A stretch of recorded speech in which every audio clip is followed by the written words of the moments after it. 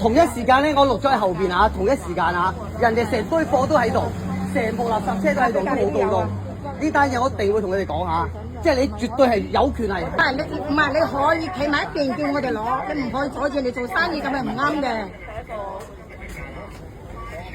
得啦，攞我隻官大我冇執行緊職務啊！嚟，你俾佢啦，你俾佢。係影得嘅，係影得嘅，係啊！阿 Sir，第一樣啦，我聲明先，我第一樣嘢話俾你聽，我呢套片咧，我同法官講，第一樣嘢，我而家啱啱攞咗落嚟，擺喺度咧，就唔夠10分鐘嚟打份做生意嘅啫，係咪？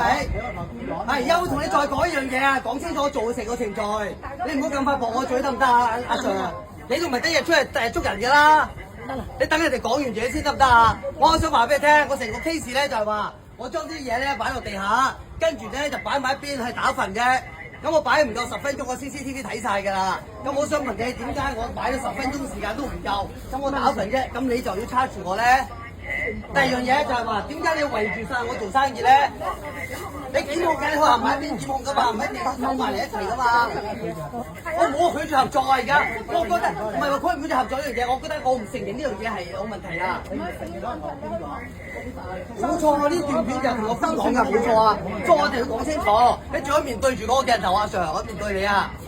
話俾你聽，你係執行職務嘅人啊！你咁老年紀啦，啲經驗都冇啊！你仲屢次咁樣啊！我阻住我做生意啊！係你一俾佢拒絕合作，你冇第二句嘢講㗎，阿 Sir。咁你而家係咪拍完片啦？拍完片就未拍完，你冇咁多嘴住，我一同阿 Sir 講緊啊！你冇禮貌㗎，我同阿長官講嘅嘢唔好搭嘴啊嘛！我冇話拒絕，我一等緊啊！我身份證等緊攞緊過嚟啊！等多一陣啦，我唔知啊，等一陣送過嚟先得㗎，大佬啊！由邊度送過嚟啊？唔係因為我哋之後都有其他嘢做㗎。